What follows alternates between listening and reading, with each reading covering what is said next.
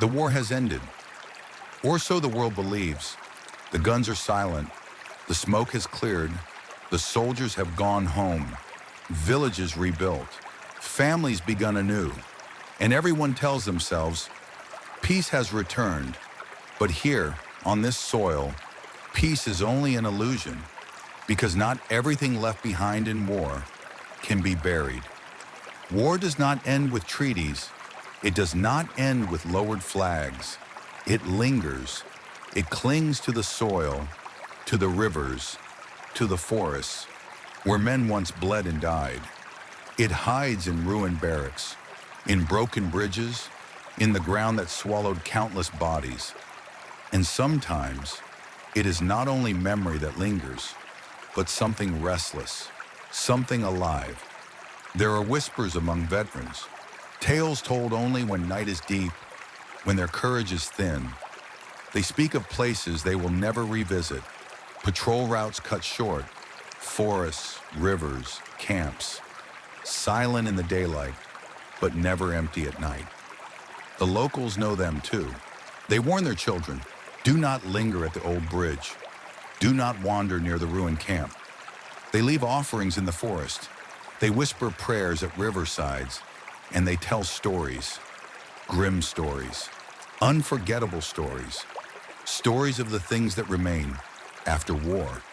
Now, before we begin, picture this: a soldier, not a hero, not a man crowned with medals, just a boy, 19, maybe 20, a rifle heavier than his own arms, boots torn to rags, hands blistered, stomach hollow, and behind him, always the shadow of fear. Picture his final moment, the sky aflame, the ground erupting beneath his feet, no time to run, no time to scream, and then silence. His body falls where he stood, lost among hundreds, thousands, no funeral, no grave, no name etched in stone, just silence. But silence does not erase pain. It does not erase longing. And for some, death does not bring peace. The old people say, on certain nights, when the wind moves just right, you can still hear them. The lost soldiers, the forgotten civilians, the countless souls who never said goodbye. Their voices bleed into the present. Their footsteps echo in the ruins. Their grief clings to the land like mist. And if you dare to listen, you will hear them too. Some call them ghosts. Others call them memories. Burned so deep into the earth, they play endlessly, like a scar that never heals. Whatever you believe, one truth remains. On the old battlefields, the dead are never truly gone. And so, tonight, we begin our journey into their stories. Our first tale takes us far into the hills. There, hidden among the trees, lies a camp. By day it is only ruins, wooden barracks rotting, watchtowers leaning, the silence of a place long forgotten. But by night, the silence breaks. A bugle sounds, boots march in unison, and the soldiers rise again. This is the story of the abandoned military camp. The forest was quiet that evening, but it was not the kind of quiet that brings peace. It was the kind of quiet that made the skin prickle, as though the trees themselves were holding their breath. A group of soldiers trudged along the narrow path. Their uniforms were damp with sweat, their boots caked with red earth. They had been on patrol for hours and night was beginning to fall. Leading them was Sergeant Min, a man in his 40s with sharp eyes and a voice that carried authority. Beside him walked Corporal Ann, the youngest of the group, barely 20 and still clinging to his nerves. Behind them were Bao and Din, two men hardened by years of war, but not immune to unease. The sun was low, its orange glow bleeding through the canopy. Shadows stretched across the ground like black rivers. The air smelled of damp soil, mixed with the faint metallic tang of rust. It was Bao who first spotted the outline of buildings ahead. He raised a hand, signaling the others to stop. Through the tangled brush, the faint shapes of barracks could be seen. They approached cautiously. The camp lay silent. Rows of decaying wooden huts stood crooked, their roofs caved in, their walls scarred by shrapnel. The flagpole still rose in the center of the yard, but the flag itself had long since rotted away, leaving only a rusted chain that clinked faintly in the breeze. Grass had overtaken the parade ground. Vines crawled up the skeletal remains of a watchtower. A jeep, half buried in soil, sat like a corpse with shattered windows. The air grew colder the deeper they walked in. Strange, and muttered, his voice trembling. Looks like no one's been here for years. Min frowned. No patrol reports mentioned a camp in this area, but it's here, and it was abandoned in a hurry. On inside one of the huts, they found bunks still made with rotting blankets. Tin cups sat on a table, as though their owners had only stepped out for a moment. But everything was coated with dust, thick, untouched. Din ran a hand along the wall. His fingers came away gray. He looked unsettled. It's like they just vanished. The silence pressed on them. Every step seemed too loud. Every creak of old wood made them flinch. Outside, Bao stood staring at the parade ground. "Do you hear that?" he asked. The others paused, but there was nothing. Only the wind moving through the tall grass. Bao shook his head. "Thought I heard marching for a second." As darkness fell, they decided not to risk moving further through the forest. The camp, though eerie, provided shelter. They set up a small fire near the ruins, keeping their weapons close at hand. The shadows of the broken huts loomed around them. The watchtower looked like a giant skeleton, its beams jutting against the sky. And tried to joke. "Feels like ghosts are watching us." But no one laughed. The fire crackled weakly.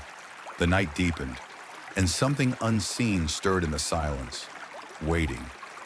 The night in the forest came heavy and fast. The fire flickered weakly, its glow barely pushing back the darkness. Beyond the circle of light, the huts were nothing but black shapes, their roofs broken like jagged teeth. The air grew colder, sharper. The soldiers sat close, each pretending not to notice how nervous the others were. Bao kept sharpening his knife on a stone, the sound harsh in the silence, and hugged his rifle tightly, eyes darting into the dark. Even Min, always composed, looked uneasy. It began with a sound.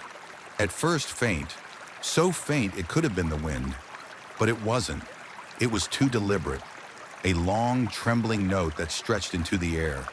The men froze. A bugle, calling from the darkness. The note rose, piercing, sharp, a sound that no living soldier in these woods should be making. Yet it carried across the parade ground as clearly as if someone stood blowing it right beside them. Din cursed under his breath, gripping his rifle so tightly his knuckles went white. "No one's here! It's impossible!" But the bugle was followed by another sound, a deep, steady beat, a drum. Slow at first, then quicker, firmer.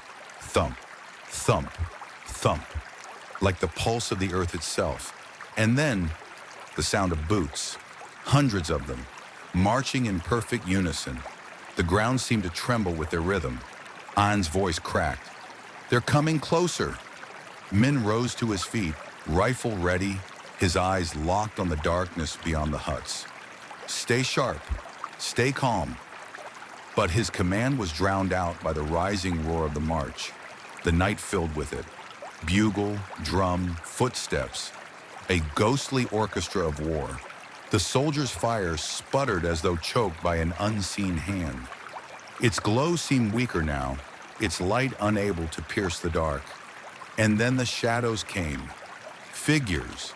At first, only shapes between the trees. But slowly they grew clearer. Men in helmets, rifles slung across their shoulders, their uniforms tattered, burned, but still bearing the insignia of a unit long gone. Their faces were pale, hollow. Some were half-burned, skin melted, eyes white as bone. Others dripped with mud and blood, their boots leaving no mark on the ground. They marched past the fire in silence, their heads turned forward, their steps perfectly aligned. Bao gagged, choking on the air. "I smell it. Can't you smell it?" The others did. The thick stench of gunpowder, smoke, iron, and beneath it all, blood, fresh as though spilled only moments ago. Din swore he felt the ground vibrate through his body, as if the dead marched straight through his chest. His vision blurred, and for a heartbeat he saw himself among them, rifle in hand, his feet pounding the earth in rhythm. He blinked, and the vision was gone.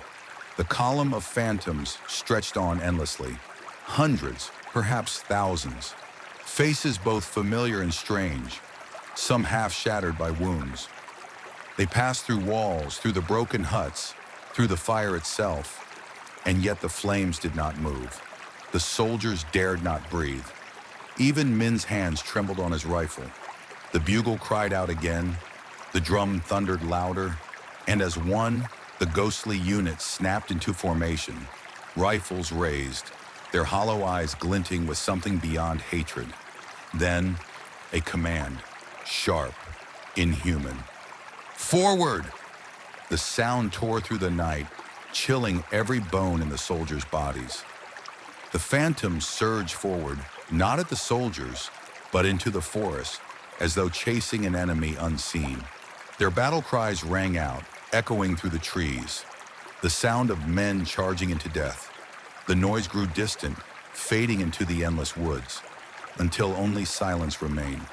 For a long moment, no one spoke. Finally, and whispered, "They were here.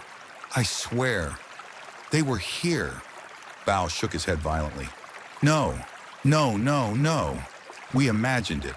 It's the dark, the forest." But his voice broke, because he too had seen the faces. He too had smelled the blood. The silence pressed in again. But now it felt different, as though the camp itself was listening. None of the soldiers slept that night. Each time one closed his eyes, the sound returned. The bugle, the drum, the endless march of the dead.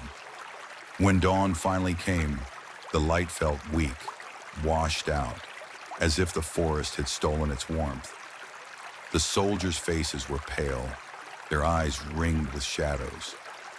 No one dared speak of what they had witnessed, but in their hearts they knew. The camp was not empty. It had never been empty. The morning sun rose pale and thin, its light cutting weakly through the fog. The soldiers packed their gear in silence. No one spoke of the night before, but the fear lingered in their eyes. Sergeant Min tried to steady them. "We'll move to the village nearby. Rest, regroup. This place, it isn't right." The others nodded, too eager to leave. Yet as they marched away from the ruined camp, each man glanced over his shoulder. The huts seemed to watch them go. The village was small, a scatter of wooden houses near the river. Children stopped playing to stare at the uniformed strangers. Dogs barked, then whimpered, their tails tucked low. An old man approached them. His back was bent, his beard long and gray, but his eyes were sharp, studying the soldiers with unsettling clarity. "You came from the forest," he said, his voice like dry leaves. "From the old camp." Min hesitated. "Yes, we stopped there for the night." The old man's expression darkened. "You should not have." They followed him to his house. Inside, the air smelled of smoke and herbs. The walls were covered with faded photographs, some showing young men in uniform. Their faces were proud, smiling, yet every frame seemed to echo loss. The old man sat, motioning for them to listen. "That camp," he began, "was not abandoned, not truly. Many years ago, a regiment was stationed there. Good men, brave, but they never returned. An airstrike wiped them out. All at once, no warning, no chance to fight. The fire consumed them, and the forest swallowed the rest." And shivered. We saw them, marching, last night." The old man nodded as if unsurprised. "Yes, every night they march, because they never received the order to retreat. because in their minds the war has not ended. They are trapped in that moment, forever awaiting commands that will never come. He leaned closer. His voice dropped to a whisper. Some say they march to guard the land. Others say they march because they do not know they are dead. But all agree to disturb them is to invite misfortune. Bao frowned. What kind of misfortune? The old man's gaze hardened. Men who linger near that camp too long vanish. Sometimes their bodies are found days later, burned as if by fire, though no fire touched them. Other times they are never found at all. Years ago, a farmer's son dared to hunt near the ruins. He never came home. When they searched, they found his rifle, twisted as though melted, but no trace of him. Din muttered, I smell gunpowder. Blood. The old man nodded again. Those who sense the march of the dead carry their memories. Sometimes the smell never leaves. Sometimes they hear drums in their sleep. And sometimes they join the march themselves. The room grew colder. Even the sunlight from the doorway seemed weak, fading before it reached the soldiers. Min tried to stay firm. But why remain? Why not rest, move on, find peace? The old man's eyes glistened because they died in anger, in confusion, in betrayal. They were promised reinforcements. They were promised orders, but none came. Only fire from the sky. Their last breaths were curses. Their last sight was flame. How can such spirits rest? The soldier sat in heavy silence and fidgeted nervously. His youth made him bold enough to ask, is there no way to release them? To end it? The old man sighed. Perhaps, but no one dares try. Priests have burned incense at the forest's edge, but none will enter the camp itself. Offerings are left, yet the march continues. It is said that only someone of their own, a soldier who once shared their path, might give the order they wait for. But who among the living could command the dead? A chill settled over the group. The old man's words dug deep, like seeds of dread. The soldiers left his house quietly. Outside, the villagers avoided their eyes. Whispers followed them. Children pointed. Women pulled them inside. It was clear the camp was cursed, and those who had touched its shadow were marked. That night in the village, none of the soldiers slept well. Bao tossed restlessly, haunted by the sound of boots pounding the earth. Din swore he heard whispers at the window and woke screaming, claiming he saw burned faces staring at him. Only Min sat awake, his rifle across his knees, his eyes never closing. But even he, the hardest of them all, felt it, a steady beat in his chest, like a drum not his own. The following day passed in uneasy silence. The soldiers tried to go about their duties in the village, but the weight of the old man's story pressed on them. Even in the daylight, the memory of the bugle and the marching boots clung to them like a shadow. By afternoon, Bao finally broke the silence. We can't just leave it at that. We saw something impossible. Don't you want to know the truth? Anne looked terrified. The truth? We already know it. That place is cursed. I don't ever want to set foot there again. But Din, hardened though he was, spoke slowly. If the villagers are right, if those spirits are trapped, maybe we should see for ourselves. Maybe we'll understand. All eyes turned to Min. The sergeant said nothing for a long moment, then finally nodded. We go back tonight, but we go prepared. When dusk fell, they armed themselves. Each carried a rifle, a flashlight, and Bao brought along a tape recorder, an old bulky thing, but good enough to capture sound. If we don't make it back, he muttered, at least someone will hear what we found. They left the safety of the village, their boots crunching softly on the dirt path. The forest seemed darker than before, the trees leaning in close, branches tangling like skeletal fingers. The closer they came to the camp, the colder the air grew. By the time the first broken huts appeared through the fog, their breath was visible in thin white streams. At first, the camp was silent, the same ruins, the same broken watchtower. But the soldiers felt it, a heaviness in the air, a tension that made their hearts race. They spread out carefully, flashlights cutting pale beams across the ruins. Inside one hut, Anne found a helmet lying in the dust. He picked it up, brushing away dirt, only to find the metal warped, burned black as if from fire. He dropped it quickly, his hands shaking. Din searched another hut.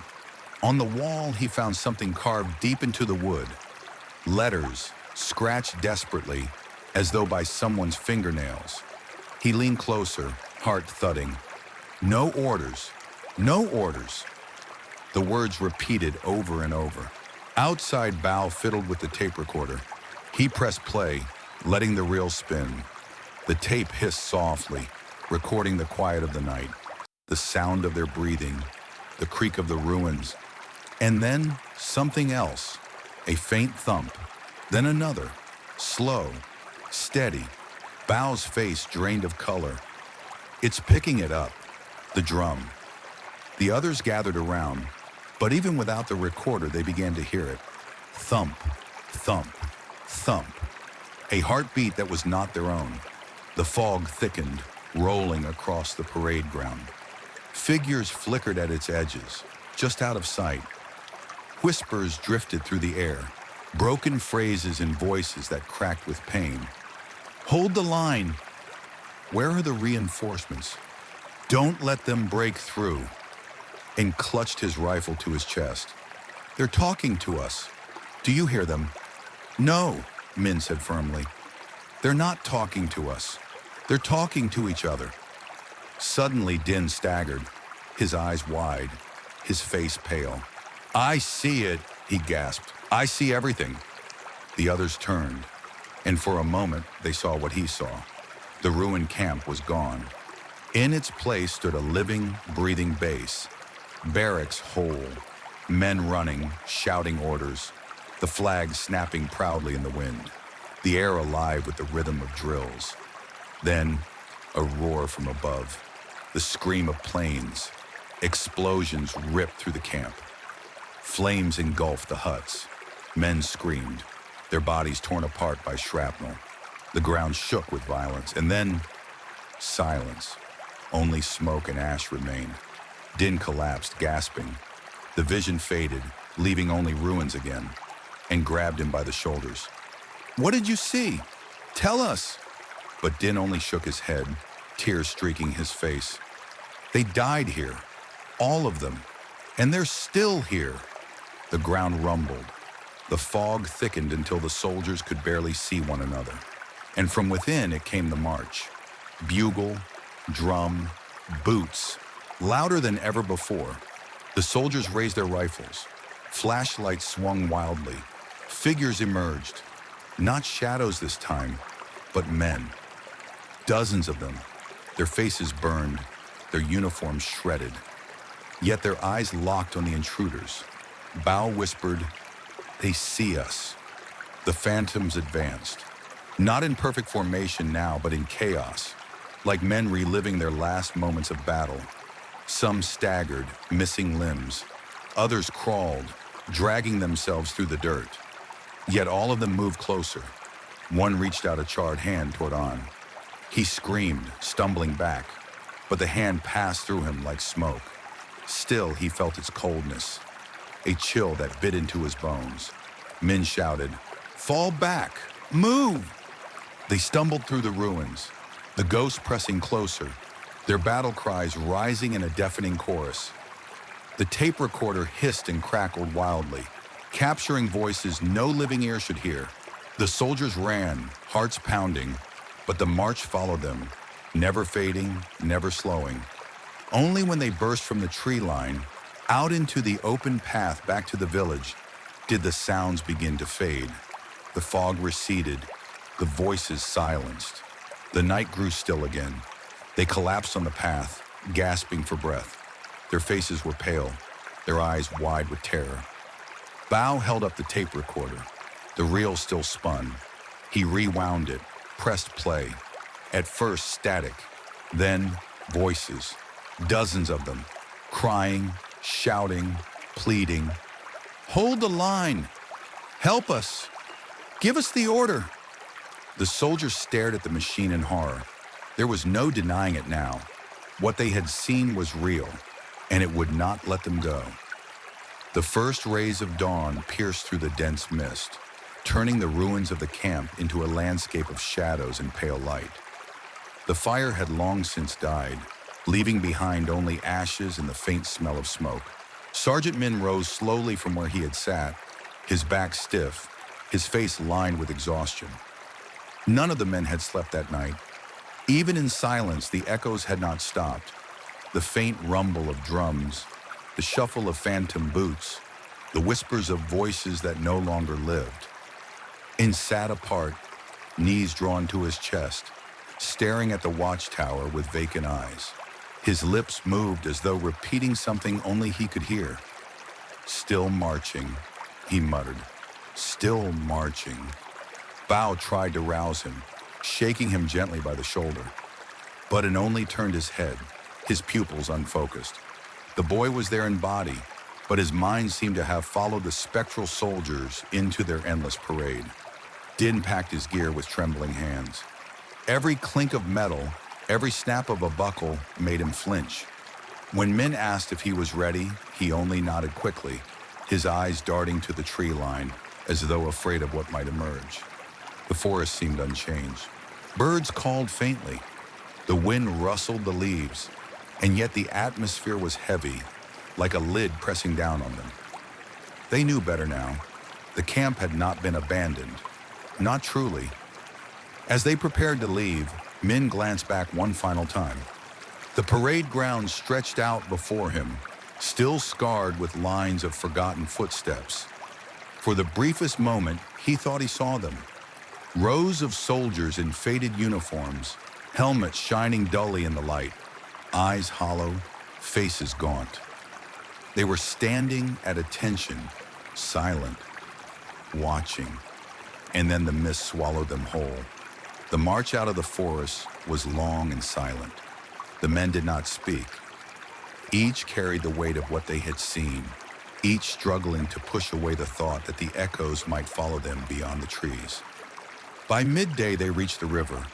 The water shimmered with sunlight, a welcome sight after the suffocating gloom of the camp. But even here, In paused on the bank, gazing at the rippling surface.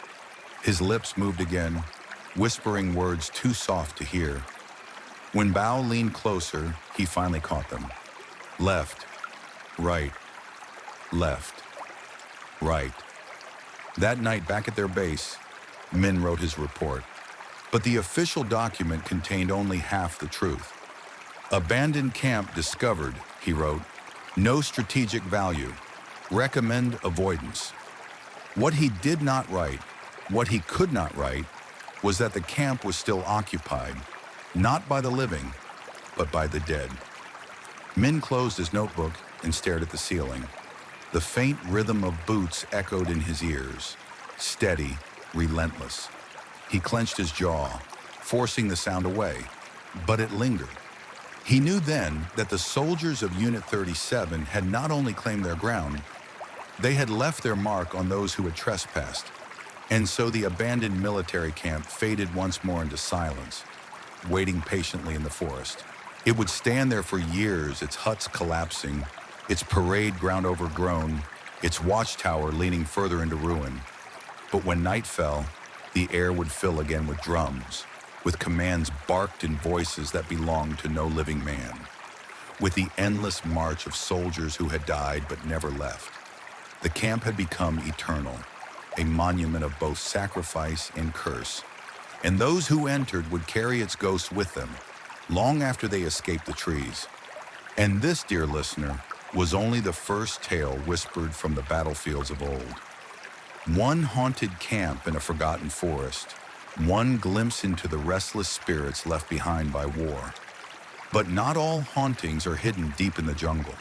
Some lie in plain sight, bridges that still stand, crossings where countless lives were lost, places where blood once flowed so freely it stained the water itself. Our next story takes us to such a place, a wooden bridge by the river, where the cries of the past still echo across the current, and where those who linger too long may hear the voices of the dead calling out to them. The river wound its way through the countryside like a silver snake, its waters calm, its surface broken only by drifting leaves. For the villagers who lived nearby, it was a source of life. They fished from its banks, drew water from its depths, washed clothes beneath its sunlit ripples. But as dusk fell, the river changed. The easy shimmer of daylight gave way to a darker reflection, and the wooden bridge that spanned its width stood like a scar across the current. The bridge was old, its planks groaned beneath every step, its beams weathered by time and rain. Moss grew thick along its edges, and vines dangled from the posts, as though nature itself tried to reclaim it. Children were warned never to cross it after dark. Travelers who arrived in the village were told to find another way. And yet, despite the warnings, the bridge remained standing, silent, stubborn, a reminder of something the villagers would not speak of openly. It was Bao, one of the young fishermen, who first told the outsiders about the cries. Sitting by the fire one evening, his voice low, he leaned closer to the soldiers who had come through the village. At night, he said, the river doesn't sound right. The water moves, yes, but beneath it, you'll hear voices, crying, sometimes screaming. And if you stand on the bridge, it feels as though someone is walking beside you, though no one is there. The others around the fire grew silent. Even the elders shifted uneasily, their eyes fixed on the flames. They said nothing, but their silence was louder than words. One of the soldiers laughed. Ghost stories, he said. Every village has them. But Bao shook his head firmly. This is no story. That bridge is cursed. My grandfather told me. On that very crossing during the war, they slaughtered everyone who tried to escape. Men, women, children. The river turned red. It carried the blood downstream for days. His voice cracked at the memory, as though he could still hear the stories whispered by his elders. The dead never left. They wait there still. The next evening, the soldiers decided to see for themselves. The sun was sinking, painting the water in streaks of crimson. The air was still, the kind of stillness that precedes a storm. As they approached, the bridge stretched out before them, its wooden frame glowing faintly in the dying light. From a distance, it looked almost ordinary, just another crossing over just another river. But up close, the weight of the air pressed against their chests. The boards creaked even before they stepped onto them, as though groaning under an unseen burden. Sergeant Min, who had led them through the haunted camp days before, paused at the edge. His instincts screamed that this place was wrong, but curiosity, and perhaps duty, urged him forward. The others followed, each step louder than it should have been, each breath heavy with unease.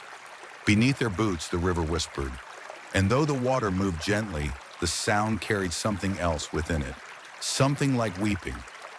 When they reached the center, the wind rose suddenly, rippling across the surface of the river. The sound of the water deepened, thickened, until it seemed to carry words. A woman's voice, faint, desperate. "Help me!" And froze, gripping the wooden rail. His knuckles turned white. "Did you hear that?" he whispered. No one answered, but their silence was answer enough. They crossed quickly, their boots striking the planks in uneven rhythm. On the far bank, they turned to look back. The bridge stood quiet, innocent once more, but the sound of weeping lingered in their ears, refusing to fade. That night, not one of them slept, for in their dreams the bridge returned, stretching endlessly over a river of blood, and on it they saw shadows moving, reaching out with hands that dripped red. The following night, curiosity overcame fear. Despite the warnings, despite the unease that clung to them, The soldiers returned to the bridge. This time they carried lanterns, their weak light swaying against the encroaching darkness. The village lay silent behind them. Not a single local dared step outside. Doors were barred, windows shuttered. The only sound was the constant rush of the river, muted beneath the oppressive stillness of night. Halfway across, Bao stopped abruptly. "Do you feel that?" he whispered. The others paused. At first, they heard nothing unusual. But then, slowly, a vibration spread through the wooden planks beneath their boots. Not the normal sway of an old bridge, but something heavier, rhythmic, footsteps. But they came not from in front of them, nor behind. The sound rose directly from beneath their feet, as though an unseen column of people was marching along the bridge, trapped between the layers of wood and memory. Lantern light flickered. Shadows stretched unnaturally long, as though figures taller than men were moving among them. And gripped his rifle. He saw them first, silhouettes forming along the rails, shapes with no detail, faint outlines that shimmered like mist. Some were tall, shoulders squared like soldiers. Others were smaller, slight frames of women clutching bundles, and some were tiny, clinging close to the larger forms, families, civilians. Their hollow outlines moved with soundless panic, as though fleeing some invisible terror. A sudden cry split the night. It came from the river below, a woman's voice, piercing, desperate. "Save my child!" The men froze. The lanterns shook in their hands. Min forced himself to look over the edge. At first he saw only the black water, but then faces rose from beneath the surface, pale, blurred, but unmistakably human. Dozens of them drifting upward, mouths open in silent screams. Their hands reached toward the bridge, fingers splayed, skin translucent. The soldiers stumbled back, their boots thudding against the planks. But the bridge seemed endless, stretched longer than it had hours before. No matter how many steps they took, the far bank refused to draw closer. Anne began to panic. "They won't let us leave," he cried. His voice cracked, his chest heaving. He dropped his rifle and clutched at his ears. "They're still screaming. Can't you hear them? They won't stop." Bao grabbed him, trying to shake sense into him. "Focus! They're not real. They're shadows." But before he could finish, the boards beneath their feet shuddered. A deep red seeped upward from the cracks, spreading like veins across the wood. The soldiers looked down in horror. Blood, thick, dark, and fresh. It oozed between the planks, coating their boots, trickling toward the river below. But the river did not wash it away. Instead, the current carried it, stretching red streaks across the water. The lanterns sputtered, their flames nearly extinguished. And in the dim light, the bridge came alive. Figures appeared more clearly now, not just shadows, but full apparitions. Men in ragged clothes, women with torn scarves, children clutching each other. Their faces were twisted with terror. Some staggered as though wounded. Others collapsed on the planks, only to rise again in endless repetition. They were reliving it. The massacre. One figure stumbled directly into Min. The sergeant braced for impact, but the man passed straight through him, leaving behind a wave of icy cold that drove the breath from his lungs. Min gasped, clutching his chest. The phantom's eyes, hollow and blank, lingered in his mind long after it vanished. The cries grew louder. The bridge was now filled with overlapping voices, screams of terror, pleas for mercy, the shouted orders of unseen soldiers. The air vibrated with agony. Din dropped to his knees. His face was pale, his lips trembling. "I see them," he whispered. "They're everywhere. They're dying all over again." Bao forced himself to move. He seized on by the collar, pulling him upright, and pushed forward toward the far bank. "We have to get off this bridge," he shouted. But the bridge stretched on, endless. Every step they took was swallowed by the phantoms, their bodies pushing past, their hands clutching desperately at the living. Min forced himself to lead. Every instinct told him they would be lost if they gave in to fear. He barked orders, his voice shaking but firm. Eyes forward. Keep moving. Step by step, they advanced. The cries swelled. The blood pooled deeper, their boots sloshing with each stride. And then, as suddenly as it began, they stumbled onto solid ground. The voices cut off. The river ran calm. The bridge stood silent behind them, innocent in the pale glow of moonlight. But their boots were stained red, and no matter how they tried to scrub it away, the blood would not fade. That night back in the village, they sat in silence. No one spoke of what they had seen, but each man knew the bridge was no ordinary place. It was a wound carved into the land, bleeding endlessly through time, and they had walked through its memory. The following morning, the soldiers sought answers. None of them had slept. How could they, with the sound of phantom screams still echoing in their ears? Every creak of wood in the village, every splash of water from the river made them flinch. Sergeant Min, determined to uncover the truth, asked the village elder to speak with them. At first, the old man refused. His eyes, clouded by age, grew distant at the mention of the bridge. But finally, with a sigh as heavy as stone, he began to tell the story. It was many years ago, the elder said, his voice trembling. The war had reached our village. We thought we could escape by crossing the river, by fleeing into the forest. So we gathered, families, old and young, all of us. The bridge was our only path. His hands shook as he spoke, as though the memories themselves were too sharp to touch. We carried what we could, baskets of rice, bundles of clothes, infants wrapped in cloth. We moved quickly, whispering prayers. But they came, soldiers, ruthless. They did not care if we fought or if we fled. To them, we were nothing. The elder's voice broke. They blocked the far end of the bridge. We tried to turn back, but more came from behind. We were trapped, hundreds of us, pressed onto the planks. The bridge groaned under our weight. Tears welled in his eyes. They opened fire. Men fell first, then women, then children. Bullets cut through us like knives through grass. Bodies dropped into the river. The water carried them away, but not before it had turned red. For 3 days, the river ran like blood. No fish swam, no birds drank. The earth itself recoiled. The room was silent. The soldiers sat frozen, unable to speak. Anne's hands clenched tightly around his knees. Din's lips trembled as though he might be sick. Even Bao, hardened by years of fighting, bowed his head in grief. The elder continued. The bridge became cursed that day. The spirits of those who died could not rest. Too sudden, too violent. The mothers still search for their children. The children still call for their parents.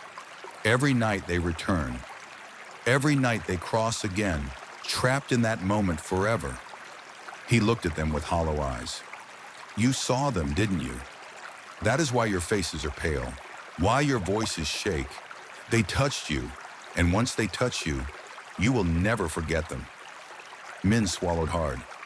Yes, he admitted quietly. We heard them. We saw them. The elder nodded slowly. Then you know. The bridge is no longer wooden rope. It is grief bound together. It will stand as long as their pain remains. Later, Min searched through the remnants of village records, old journals, brittle newspapers, faded letters. Each told the same story, though in different words. Reports of a massacre dismissed by the outside world as rumor or exaggeration. No official acknowledgement, no justice, only silence. One tattered letter caught his eye. It had been written by a young woman, perhaps a school teacher, days before the massacre. We are afraid. The soldiers grow closer each day. If anything happens, please remember us. Please do not let us vanish without a trace." The letter ended abruptly. The ink smeared. She had never written again. That evening, as the soldiers stood by the riverbank, Bao asked the question that haunted them all. Why here? Why do they stay? Min stared at the bridge. The wooden planks looked ordinary in the daylight, but he knew better now. "They stay," he said quietly, "because no one remembers them. No one carried their names, their stories. This bridge is all they have left. So they walk it again and again, waiting for someone to see them, to hear them." And shivered. "But what do they want from us?" The elder who had come to stand behind them answered in a whisper. "They want to be acknowledged. They want the living to know what was done. But until that day comes, their pain will cling to the bridge. And anyone who crosses it will feel what they felt. Fear, sorrow, helplessness." His voice fell lower, almost breaking. "And sometimes they take the living with them to make sure they are not forgotten alone." The soldiers exchanged glances. The weight of the revelation pressed heavily on their hearts. This was no simple haunting. It was not one ghost, not even a dozen. It was an entire river of spirits, an entire night of terror, trapped in an endless loop. They understood now. The bridge was not cursed by chance. It was cursed by blood, by history itself. That night, as the moon rose and the villagers locked themselves indoors once more, the soldiers lay awake. Every time they closed their eyes, they saw the faces again, the pale hands reaching out, the endless march of the condemned. And they knew the bridge would never let them go completely. Its story was carved into their memory, etched into their souls, like the grooves in its weathered planks. That night, the air felt heavy, as though the world itself held its breath. The soldiers knew the time had come. No more listening to stories, no more waiting for dawn to wash away their fear. If the curse of the bridge was to be understood, they had to face it directly. Sergeant Min gathered his men. "Tonight," he said, "we cross together." His voice was steady, but his eyes betrayed unease. The others hesitated, but nodded. They could not run, not now. When midnight came, the moon cast silver light upon the river. The bridge shimmered faintly, as though the wood itself glowed. No insects sang, no wind stirred. The night was unnaturally silent, and whispered, "It feels like the world ended already." No one answered. They stepped onto the planks. The wood groaned beneath their boots. Each step echoed louder than it should have, like drums in a cavern. The river below reflected nothing, not the moon, not the stars, only a dark, bottomless void. Halfway across, the air turned icy. Their breaths rose in white clouds. Then came the first sound, a baby's cry, thin, sharp, cutting through the silence. It came from ahead of them. But when they looked, no one was there. Din froze. "I can't," he whispered, but Min pulled him forward. "Keep walking, don't stop." Another sound joined the cry, the clatter of wooden sandals running, dozens of footsteps rushing from both sides of the bridge. But when the soldiers raised their rifles, they saw nothing.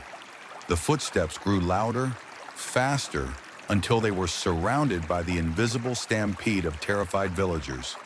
The air pressed in, crushing their chests. The bridge shook beneath the phantom weight. Suddenly, the mist rose from the river. It coiled upward, shaping itself into pale forms. Men, women, children, faces blurred, bodies transparent. They walk across the bridge, hundreds of them, their eyes empty, their mouths open in silent screams. The soldiers backed together, rifles trembling in their hands, and clutched his necklace, muttering prayers. Bao gritted his teeth, firing a shot into the mist. The bullet tore through one of the apparitions, but instead of dispersing, it let out a shriek so piercing that blood trickled from Din's ears. Then the bridge was no longer a bridge. The The soldiers blinked, and suddenly they were standing not in the present, but in the past.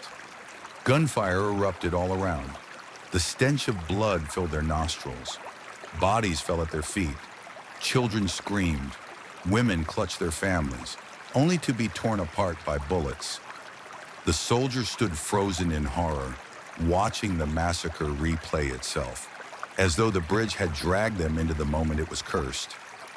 A young girl stumbled toward them. Her dress was soaked in crimson, her small hands outstretched, her eyes locked on Min. "Help me," she whispered. Her voice was so soft, so fragile, it nearly broke him. But when he reached out, her face twisted, skin peeling away, teeth bared, eyes burning with rage. She lunged, her scream shattering the air. Min fell back, barely pulling away in time. The other soldiers weren't so lucky and felt cold fingers grip his wrist. He looked down to see a woman clutching him, her jaw torn, her throat slit. She whispered in a language he couldn't understand, but the meaning was clear. "Stay with me," and screamed, tearing free, leaving bloody scratches on his arm. Meanwhile, Bao swung his rifle like a club, striking through phantoms that dissolved and reformed instantly. Din collapsed to his knees, hands over his ears as voices filled his skull, accusing, pleading, cursing. The massacre around them reached its peak. The sound of rifles, the river roaring with blood, and the endless screams merged into one deafening cacophony. The soldiers realized they weren't just witnessing the past, they were part of it now. One by one, ghostly faces turned toward them, eyes hollow, mouths stretched wide. The spirits moved in unison, closing in from all sides. "Run!" Min shouted. They stumbled toward the far side of the bridge, but the planks stretched endlessly. No matter how far they ran, the end remained distant, mocking them. The phantoms reached out, their hands brushing against skin, draining warmth, pulling at their very souls, and gasped, "We're not leaving. They won't let us." Just when despair consumed them, the old man's voice echoed faintly in Min's mind. "They want to be acknowledged." In a desperate gamble, Min stopped. He dropped his weapon, raised his trembling hands, and shouted over the chaos. "We see you. We know what happened. We will remember your names, your pain. You are not forgotten." The bridge quaked violently. The ghosts froze. For one brief heartbeat, silence fell. Then the apparitions wailed, a chorus of grief that rattled the bones of the living. But slowly, their figures began to blur, their edges unraveling into mist. The massacre scene flickered, the gunfire fading. The bridge beneath their feet returned to its rotting wood. The soldiers stumbled forward, and this time, the far bank was close. With a final desperate push, they leapt off the bridge and collapsed on solid ground. They turned back. The bridge stood in eerie stillness, empty once more. But on its planks, faintly glowing, were hundreds of handprints, small, large, old, young, seared into the wood like a memorial. The river carried a single ripple, as though sighing. The soldiers knew the spirits hadn't left. Not truly, but perhaps for now, they had been heard. The soldiers lay on the riverbank, their chests heaving, every muscle trembling from the ordeal. For a long moment, no one spoke. They were alive, yet not whole. Something had been torn from each of them, left behind on that cursed bridge. Bao was the first to sit up. His face was pale, eyes wide and unfocused. Did that really happen?" His voice cracked like brittle wood, and shook his head violently, as though trying to fling the memory away. "It was in our heads, it had to be. None of it was real." But his trembling hands, covered in scratches from ghostly claws, betrayed him. Min touched the ground, grounding himself in the solid earth beneath his palms. "Real or not," he said slowly, "we all saw it. felt it, heard them. He paused, his eyes fixed on the bridge, and they saw us. The night was not over. The moon still hung above, its pale light painting the world in cold silver. The bridge looked almost normal again, swaying gently in the night air. Almost, for now it was silent. No cries, no footsteps. But they all knew the stillness was only temporary. Din, his ears still ringing from the phantom screams, whispered, "If we leave now, will it follow us?" No one answered. The question lingered like a curse itself. When dawn finally bled across the sky, painting the horizon with weak shades of orange, the soldiers forced themselves back to the village. Every step away from the river felt heavier than the last, as though the bridge tugged at their souls, reluctant to let them go. The villagers were waiting.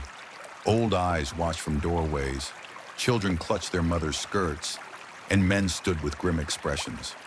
The old storyteller, the one who had warned them, was at the front. "You crossed," he said simply, his tone carrying neither judgment nor surprise. Men nodded. "We saw everything." His voice was hollow, as if some part of him still lingered on that bridge. The old man closed his eyes. "Then you understand. The bridge is not wood and rope. It is a wound, and wounds do not heal when ignored." That day the soldiers tried to rest, but sleep offered no refuge. Bao dreamed of drowning in a river of blood, hands dragging him down, and woke in the dark, convinced he still heard sandals running across wooden planks. Din pressed his palms to his ears, but the cries of children pierced through anyway. And Min dreamed of the little girl, her outstretched hands, her voice whispering for help, then twisting into rage. He woke drenched in sweat, heart hammering, her face burned into his mind. The days passed, but the bridge did not release them. Even far from the river, they heard echoes, whispers carried in the wind, the faint clatter of wooden sandals in the dead of night. Sometimes when they closed their eyes, they were back there, surrounded by the massacre, forced to watch again and again. They had survived, yes, but the bridge had marked them. Weeks later, Min returned to the river alone. He stood at the edge of the village, staring across the water at the silent bridge. The villagers dared not come near, but they watched him from a distance. He carried no rifle, only incense and a notebook. Kneeling, he lit the incense and pressed his forehead to the ground. His voice trembled as he spoke into the dawn air. "I cannot undo what happened. I cannot heal what was done to you, but I will not forget. I will write your story. I will carry your names if I can learn them. And I will make sure the world knows you were here." For a moment, nothing stirred.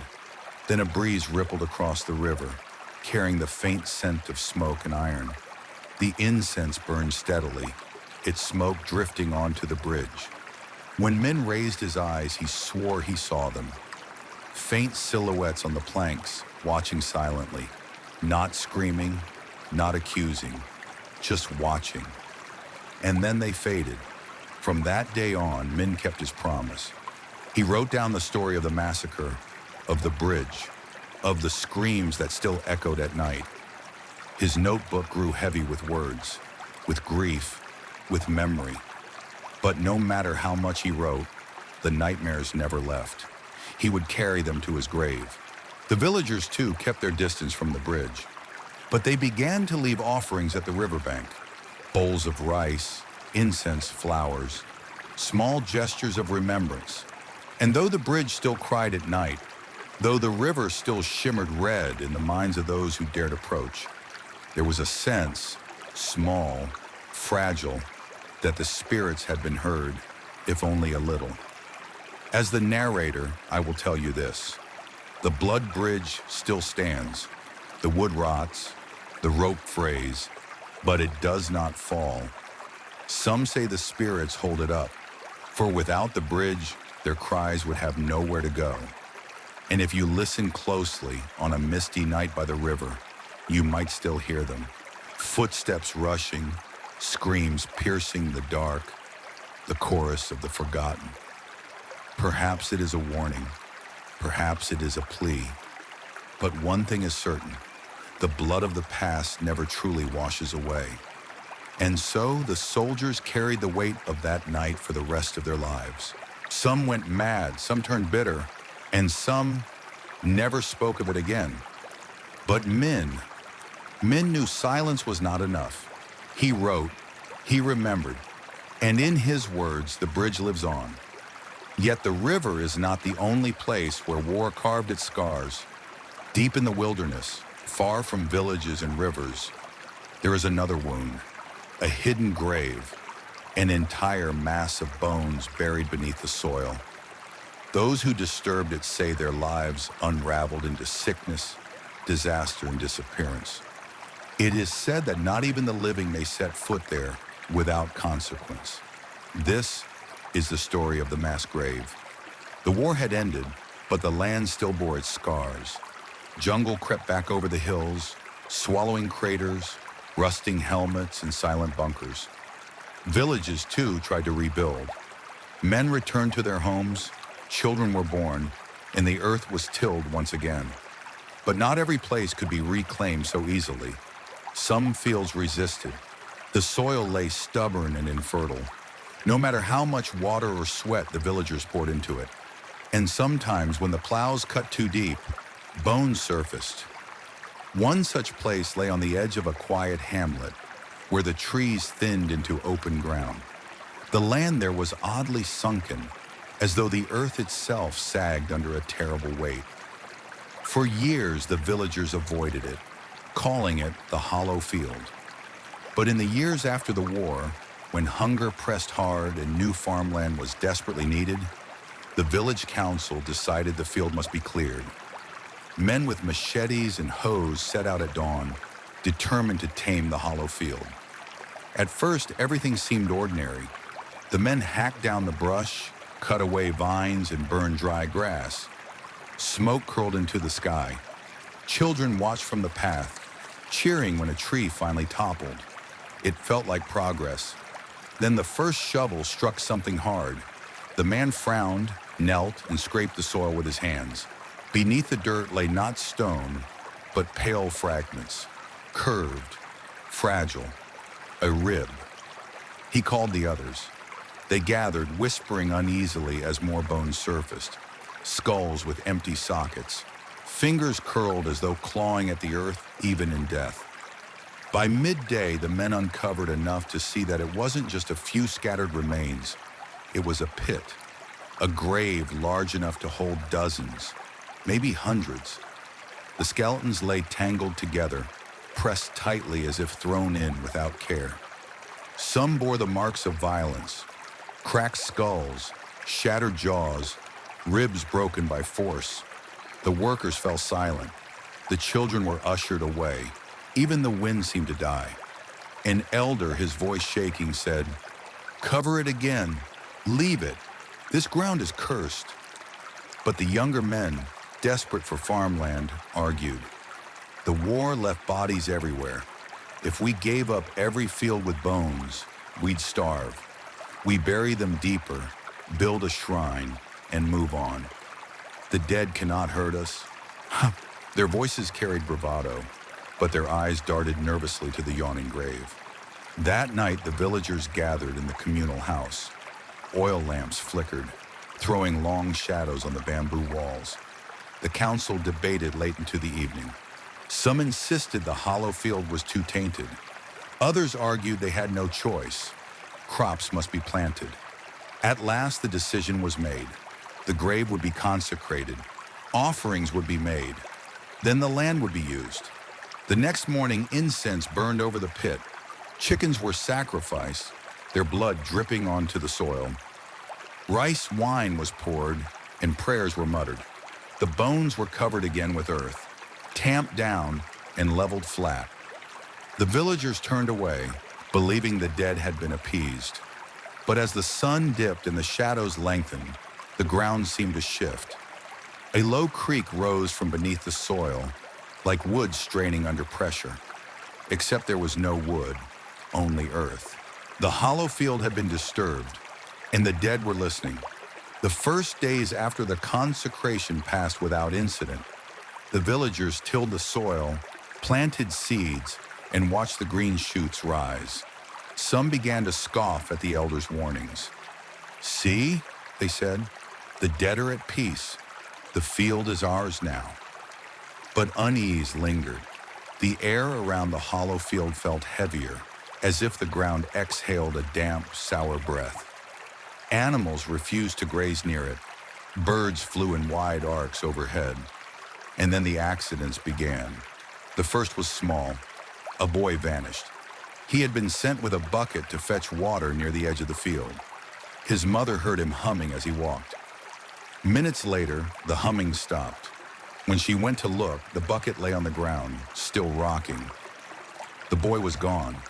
They searched for hours, through the tall grass, the nearby streams, the forest paths. No trace. Only the soft earth of the hollow field, recently disturbed, bore the faint impression of small footprints leading nowhere. Next came the sickness. Those who worked the hollow field complained of fevers that would not break, chills that clung even in midday sun. Some spoke of dreams too vivid to ignore, dreams of lying in the dark, pressed against countless bodies unable to breathe. They woke gasping, clawing at their own throats. At night, the village dogs barked ceaselessly toward the field. Their hackles rose, their bodies rigid, as if something moved there in the shadows. But when the men shone their lanterns, the land appeared empty, almost empty. Sometimes faint depressions marked the soil, shapes like knees pressing upward from beneath. By the third week, fear spread. A farmer's wife carrying a bundle of firewood past the field swore she heard voices, faint at first, then growing louder, a chorus of whispers rising from the ground itself. She dropped the wood and ran, eyes wild, insisting the dead were calling her name. Others, too, began to hear them. At night, lying in their huts, villagers awoke to muffled cries beneath the floorboards, though their homes were far from the field. A child claimed he saw pale hands clawing up through the soil before sinking back again. The elders begged the council to abandon the land, but pride and hunger held them back. "We cannot fear our own dead forever," they argued. "If the spirits are restless, we will give them more offerings." And so they slaughtered another pig, poured more wine, burned more incense. Yet the hollow field remained unsettled. One night, a storm rolled in. The wind howled through the village. Rain slashed the earth, and lightning split the sky. A young man named Hui was sent to secure the tools left by the field's edge. He did not return. At dawn, when the storm had passed, his body was found lying in the center of the hollow field. His face was pale, mouth open in a silent scream. His fingers were clawed, packed with dirt as if he had been dragged down and fought his way back. No wounds marked his body. No explanation could be found. Only the smell of damp earth clung to him. Panic gripped the village. Families whispered of curses, of restless spirits angry at being disturbed. Some began to leave offerings in secret, slipping rice and fruit onto the field at night, hoping to appease unseen watchers. But the disappearances did not stop. A girl fetching herbs by the field vanished. An old man tending his goats was later found wandering near the forest edge, eyes empty, repeating a single word: cold, cold, cold, until his voice broke. Every day, the hollow field seemed to demand more. Soon the land itself rebelled. The crops that had begun to sprout withered overnight. Their leaves blackened as though burned from within. The soil turned slick, reeking of iron. When the farmers dug with their hoes, worms wriggled out in unnatural numbers, twisting together like knots of veins. And at dusk, when the villagers passed the field, they swore the ground seemed to move, as if something beneath was shifting, rising, restless. The dreams grew worse. Those who had worked the field shared the same nightmare. They were buried alive, unable to scream, crushed among countless bodies. The earth pressed down, choking them. And in the darkness, unseen lips brushed against their ears, whispering, "Join us." They woke drenched in sweat, their fingernails broken from clawing at the bamboo mats where they slept. By now, even the bravest admitted the truth. This was no ordinary grave. It was not the burial of soldiers or villagers alone, but a pit of slaughter, an unmarked mass where the forgotten dead seethed together, their voices mingling in grief and rage. The council met again, their faces drawn and fearful. "We cannot keep working that land," one man said. "Every day we dig, we unearth more of them." Another, pale and trembling, admitted, "Last night I saw my brother. He died in the war, but he stood by the field, his eyes hollow. He beckoned me to come closer." The room fell silent. Finally, the oldest villager spoke, his voice a rasp. "This is not farmland. It is a wound, and wounds left open will bleed until the whole village drowns." Yet even as he spoke, a chill spread through the room. The oil lamp flickered though no wind stirred. From outside came the sound of shovels striking earth, dozens of them, clanging in the night. But when the men rushed out, the village was still. The tools lay untouched. The sound came not from their homes. It came from the hollow field. The dead were digging their way out. The village could no longer pretend. The hollow field was not simply haunted. It was alive, its soil thick with unrest. The offerings had done nothing. The sickness spread, the disappearances multiplied, and the dreams gnawed at every mind. But what no one yet understood was why. Why did these spirits not rest? Why did their cries echo so fiercely, night after night? The answer came from an unexpected visitor. One afternoon, an old monk arrived, walking slowly with a staff of bamboo. His robe was patched and faded, his back bent with years, but his eyes shone with clarity. He had heard of the disturbances, carried by frightened villagers from neighboring hamlets. The council welcomed him with both relief and desperation. They begged him to walk the hollow field to see for himself. He agreed. At dusk, when the air grew heavy, the monk stepped barefoot onto the field. The villagers followed at a distance, too afraid to join him. The earth was cool beneath his soles. He paused, closed his eyes, and pressed his palms together. For a long while, he stood still, listening, not with his ears, but with something deeper. Then he knelt and placed his hand upon the soil. At once, his body stiffened. His lips trembled as if words pressed against them, not his own. His head bowed low. And then he whispered, so many voices." The villagers leaned closer, straining to hear. The monk's voice grew louder, stronger, but it was not entirely his. It carried the weight of hundreds. "They were not buried with honor," he said. "They were cast here, broken, nameless. Soldiers, villagers, women, children, all thrown together. This pit is not a grave. It is a prison." His eyes snapped open, glowing faintly in the dim light. "They do not seek food or offerings. They seek acknowledgement. Their deaths were stolen, their bodies discarded, their names erased. Until they are remembered, they will not be silent." The words chilled the villagers. The massacre they had always whispered about in fragments. The shadow of war that no one dared name. It was true. This was the place. Generations ago, during the height of fighting, an entire group of civilians had been rounded up and executed, their bodies hidden away. Soldiers from both sides had perished here too, their corpses dumped in haste. The land bore witness to a slaughter without ritual, without closure. And now, decades later, the earth vomited up its secrets. The monk rose, sweat streaming down his face. His breathing was labored, but his eyes burned with urgency. You cannot plow this land. You cannot pretend it is ordinary soil. Every furrow cut into it tears open their wounds again. Every seed planted here is watered with blood. The headman asked, voice shaking, "What must we do?" The monk's gaze swept over them. You must give them what was denied: ritual, memory, names. Even if you do not know them all, you must call to them, honor them, light the way for their spirits to depart. Otherwise, they will take you, one by one, until the living join the dead beneath this field. That night, the villagers gathered in fear. Some argued it was hopeless. They could not name the nameless.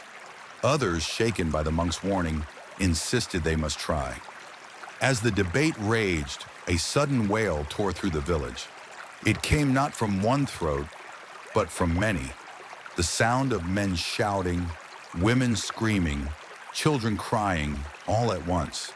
The villagers froze, blood draining from their faces. The cries rose from the hollow field.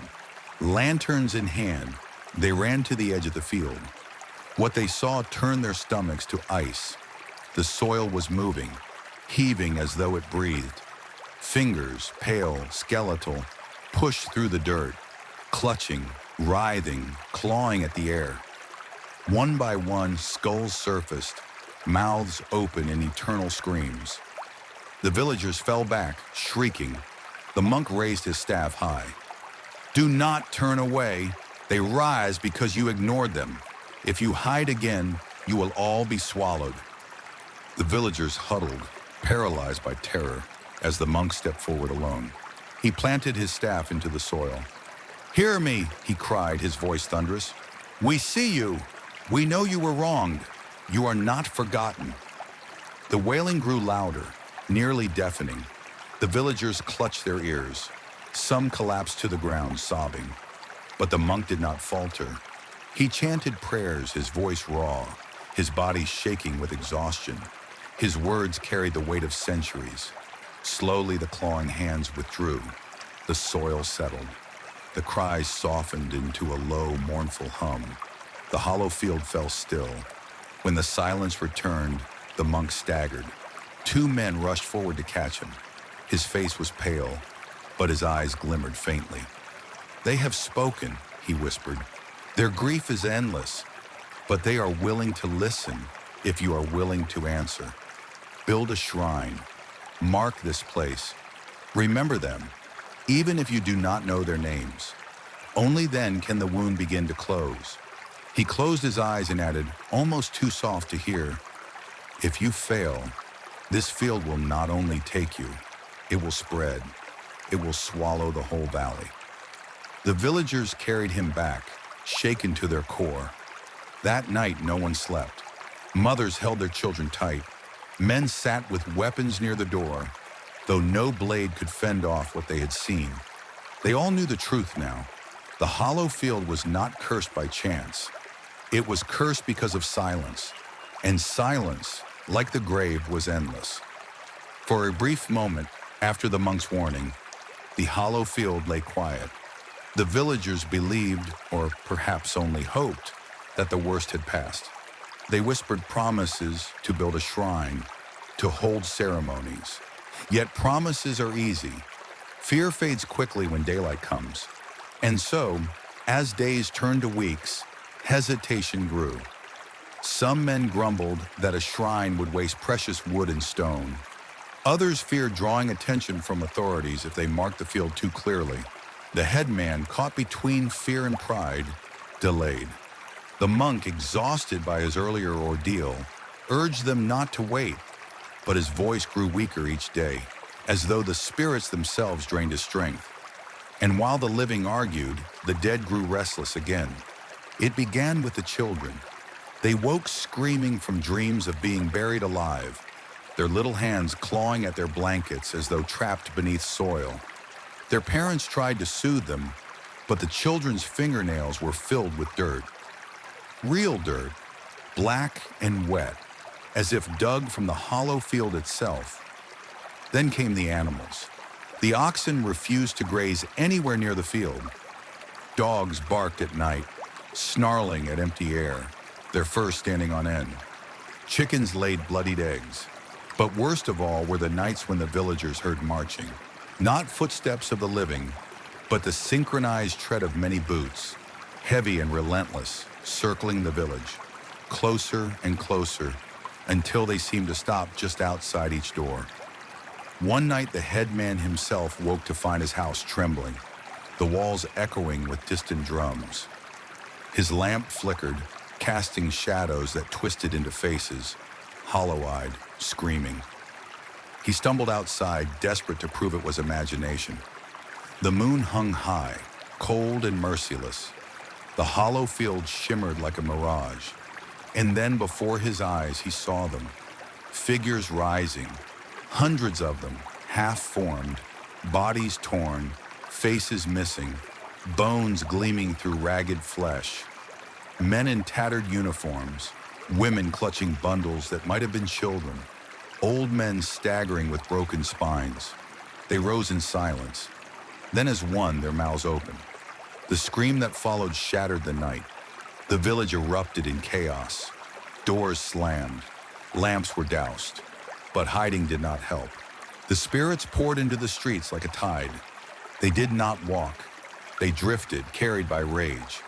Windows shattered under invisible force. Pots cracked. Roofs groaned as unseen hands clawed at them. One family tried to flee. They sprinted toward the road, dragging their children. But before they reached the edge of the village, the ground split open. From it rose skeletal arms, wrapping around their legs, dragging them down. The father screamed, yanking at his son's arm, only to pull away a sleeve drenched in soil, the boy gone.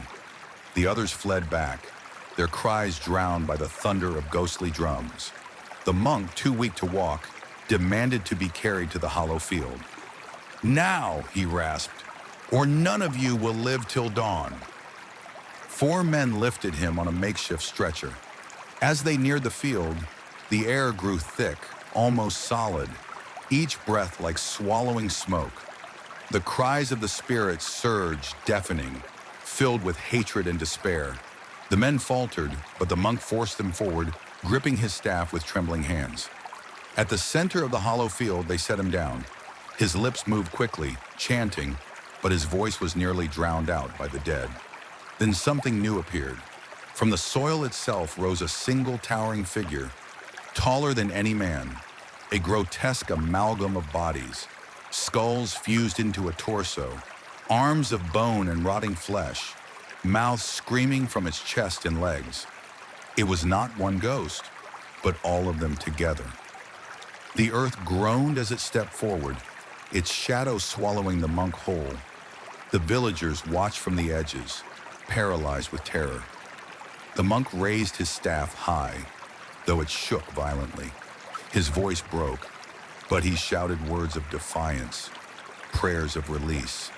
The monstrous spirit bellowed in reply, a sound like collapsing mountains. The soil quaked. Houses in the village toppled as though swatted by an unseen hand. The monk fell to his knees, his strength nearly gone.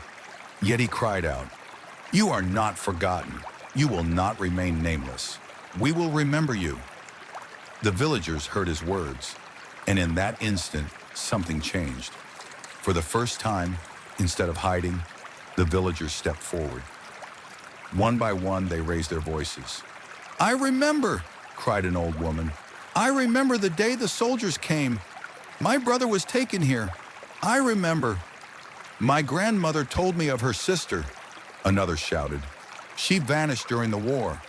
Perhaps she lies here. I remember." Soon dozens of voices joined, trembling, breaking, but sincere. They spoke of names half remembered, stories passed down, fragments of the lost. The spirits paused. The great figure froze, its many mouths silenced for a heartbeat. The monk seized the moment. With his last strength, he slammed his staff into the ground. "Your names are spoken," he roared. "Your suffering is known. Go now. Go where peace waits for you." The staff cracked.